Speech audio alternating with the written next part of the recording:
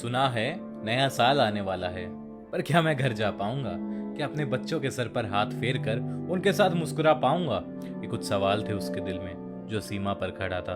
अपने बटुए में घर की यादें भरे उस छोटी सी फोटो को निहार रहा था, लेकिन बेचारा एक दुविधा में था। अपने घर वालों से बात करने की चाह में था। बहुत देर सोचता रहा बेचारा, सपने सजाता रहा, मगर वो करे भी तो क्या, ये देश भी तो अपना ही था। फिर चांद की छाव में हल्की सी मुस्कान लिए बैठ गया। फिर से कुछ यादें बुनने लगा, मगर बॉर्डर पर अचानक दस्तक हुई। वो सहम गया, दुश्मनों को देखकर चौंक गया। अपने मन को शांत करके दुश्मनों की ओर दौड़ा, मगर देश को बचाते बचाते शहीद हो गया। ये देश है मेरा, जहाँ किसान और सैनिक दोनों की जिंदगी मुश्किल है। एक खेतों में पसीना बहाता है तो दूसरा बॉर्डर पर अपना लहू। सोचो उस माँ का जो अपने बेटे का इंतजार कर रही थी, कुछ सपने सजा रही थी तो कुछ यादें पिरो रही थी, अपने बेटे की यादों में खोई हुई थी। लेकिन जब उसके दरवाजे पर दस्तक हुई, वो सहम गई। कुछ अपने तो कुछ नए चेहरे देखकर डर गई। मन पसीज गया था उस माँ का, जिसे ना कुछ समझ आ रहा था और जो ना ही कुछ समझना चाहती थी। शायद उसने ये दर्द पहले भी देखा था, इस सन्नाटे का सामना भी पहले किया था, इस बर्बादी का सामना भी पहले किया था। क्या करे बेचारी, उसका बेटा भी तिरंगे में लिपटा हुआ 4 कंधों पर सोया था। फूट फूट कर रोने लगी। शायद समझ गई थी उसके बेटे ने कुर्बानी दी। इस धरती माँ का कर्ज तो बराबर चुकाया बेटे ने, मगर उस सुनी हुई कोप का कर्ज चुकाना भूल गया बेचारा। उस बूढ़ी माँ का दर्द देखकर सबकी आंखें नम हो गई।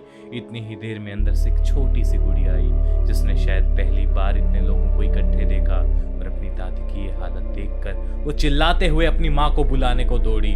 सब लोग अपना दिल थाम के ये मंजर देख रहे थे। आखिर करते भी क्या, कुर्बानी भी बेटे ने दी और कीमत भी उसी के परिवार को चुकानी थी। कुछ दिनों बाद लोग भूल जाएंगे, शहादत को पैसों में तोलेंगे, लेकिन वो परिवार हमेशा उसे याद रखेगा। वो माँ अपनी बहू का दर्द अच्छे से समझ सकती है। उस माँ ने भी एक मेडल के सहारे अपनी जिंदगी गुजारी है, और उसकी बहू को भी अपनी जिंदगी एक मेडल और खून में लथपथ वर्दी के साथ गुजारनी है। उस वर्दी की खुशबू से अपने पति के कहीं ना कहीं होने का एहसास जरूर कराएगी।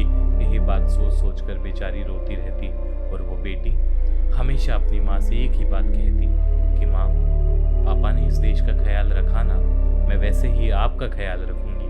और ये सुनते ही उस विधवा का सारा दर्द और बढ़ जाता और वो अपनी बेटी से लिपट कर रोने लगती। उसे वो आखिरी चिट्ठी याद आ जाती जो उसके पति ने अपने परिवार को जंग से पहले लिखी तो थी, पर उसे खुद भेज न सका बेचारा, जिसमें लिखा था, अगर इस देश के लिए शहीद हो जाऊं तो माफ करना, मगर मुझे गम नहीं होगा। अगर एक माँ की कोख सूनी कर कर चला जाऊं तो माफ करना, मगर मुझे गम नहीं होगा। अगर मेरी बेटी की माँ का सुहाग चला जाए तो माफ करना, मगर मुझे गम नहीं होगा। अगर एक बेटी के सर से बाप का साया हट जाए तो भी मुझे माफ करना, मगर मुझे गम नहीं होगा।